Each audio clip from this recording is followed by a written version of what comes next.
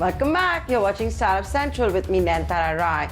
The big story, Jeff Bezos stepping down as the CEO of Amazon, will remain, of course, as the executive chairman.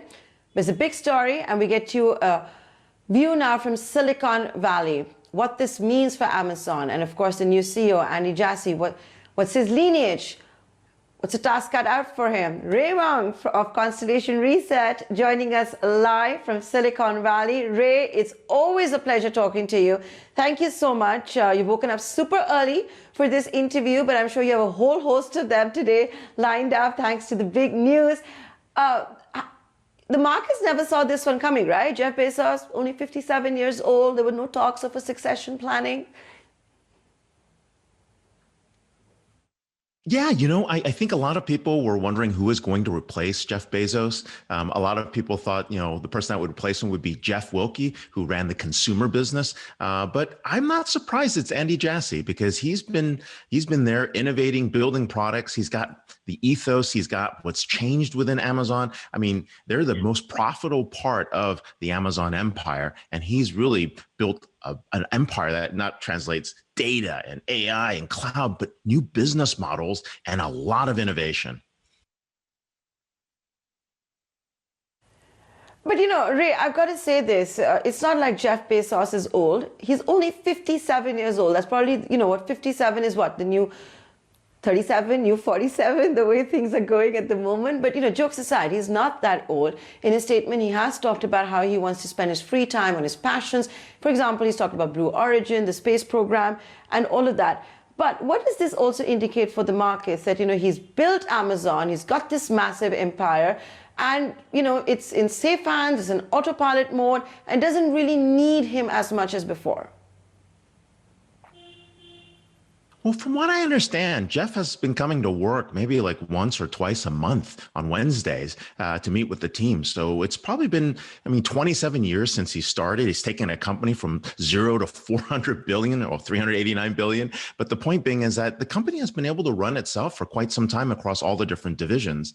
And it's been time for him to focus on other areas like Blue Origin, his charity, and time with his, his new partner. And so I think those are things that factored into that.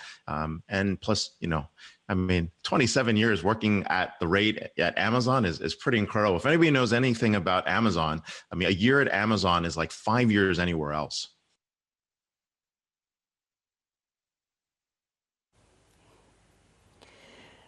I like that one. But okay, he was going to work only once or twice a month.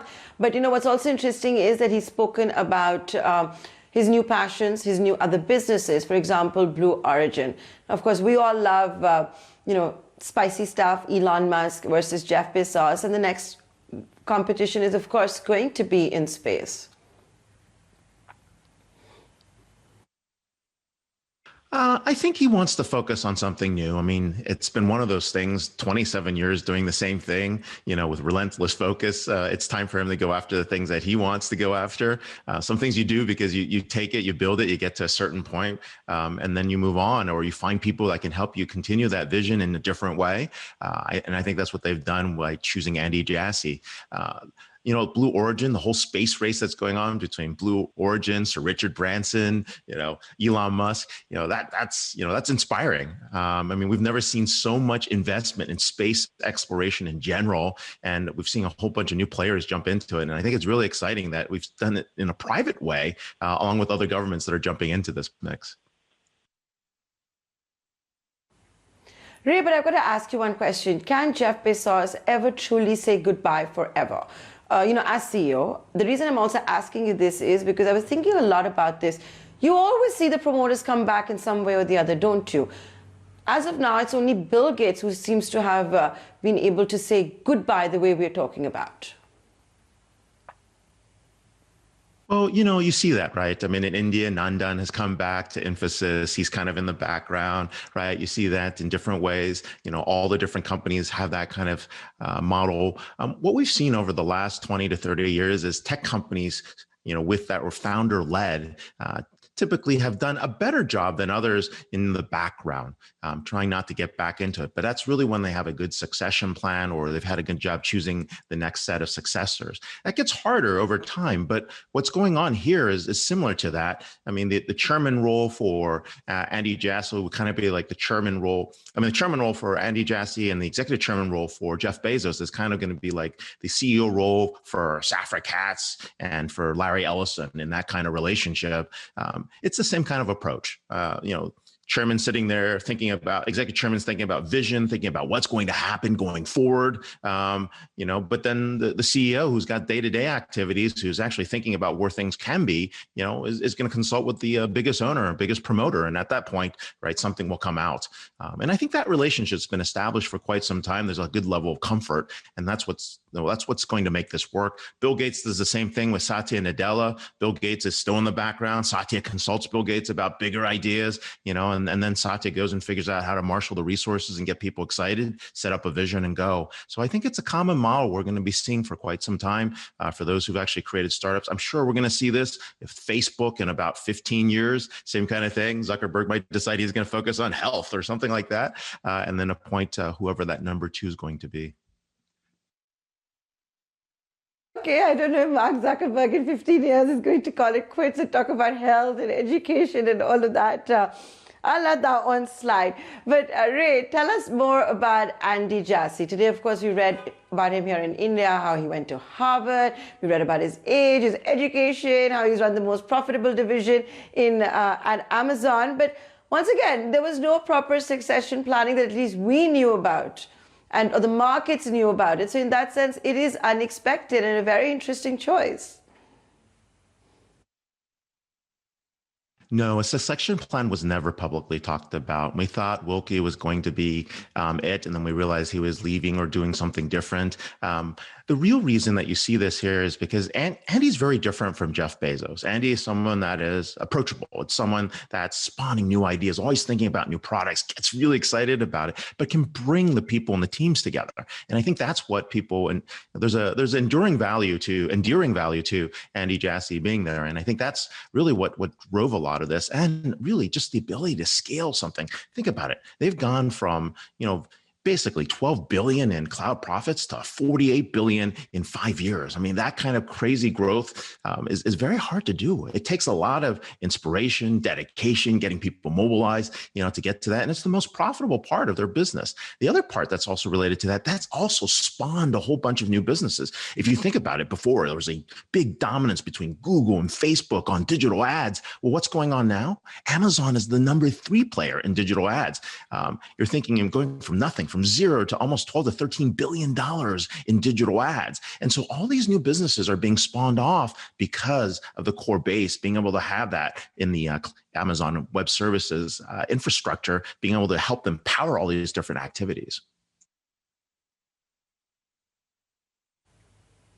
Okay, that's a very, we didn't know that Amazon is now number 3 in that space. It's really, really interesting. And, talking of advertisements and immediately think of Washington Post. So here's a little bit of a cheeky question. Just the way Washington Post or Jeff Bezos have been seen for rooting for Joe Biden, campaigning for Joe Biden to become the US president. He becomes the US president, and in less than a month, Jeff Bezos decides that, it's time to step down as the CEO. Many would have seen this as his time, the friction that you had seen between Amazon and maybe the Donald Trump administration, the friction you may have seen Amazon having with many other sovereigns around the world. Fair analysis? I don't think you can look at it that way. I think what's important is if you look at it over the career of Jeff Bezos, I mean, there's been a lot of great accomplishments. You saw that in the earnings release. You saw that in his letter to employees from one click all the way going forward. This is the original digital giant. There's a book I'm releasing in July, and we talk about how these digital giants are so successful, right? And it's really a combination of having that long-term vision and long-term mindset. I mean, he went out early and said, look, we're going to have no profits for a while. We're going to do the right thing first, and then the profits will come, right? We're going to have that culture of invention. That is a very, very different thing to do, right? And to do it for almost 3 decades, I'd be tired. I'd be tired after the first decade to pull that off, let alone the second decade to create that level of growth and shareholder value. So, that's infused inside the culture of Amazon. I mean, if you were going to look at the digital giants all down the board, right, the three companies with the hardest work culture, I mean, these are Amazon and Apple and Oracle. And it's one of those places where it's like you succeed on working hard and you succeed on a level of meritocracy and the teams are loyal. I mean, that's a very rare thing, especially now in Silicon Valley, where people are complaining about, hey, I didn't get my massage between like 10 and 2, or my desks aren't open, or the quality of food has gone down. You don't hear about that at places like Amazon and Apple and Oracle. So very, very different types of organizations. They work hard, they get rewarded for working hard, and that meritocracy is so important. And that's the culture that he's created.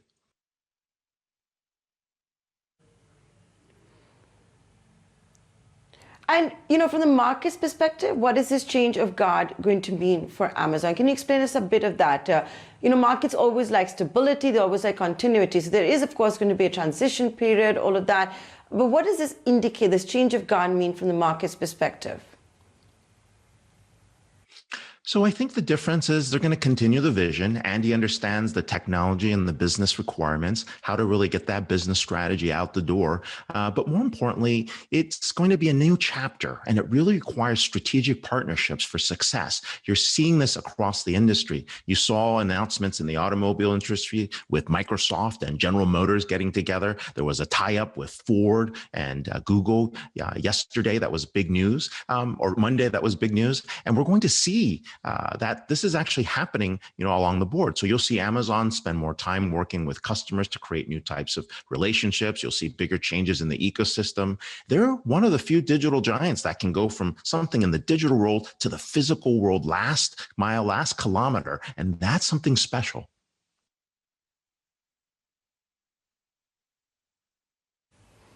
Ray, it's always a pleasure talking to you. I'm sure you have many, many, many more TV interviews lined up in the United States and elsewhere. So thanks a lot for joining us to give us a Silicon Valley perspective on what all of this means. It's a big, big change of guard. It's going to be interesting the next couple of months.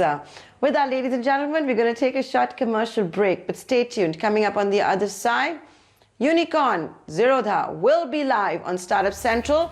What are we going to be talking about? Well, the market regulator SEBI has come out with some kind of a framework which will allow fintech startups to test their apps before going live. What is this framework? Does it need to be changed? What exactly do fintech companies want?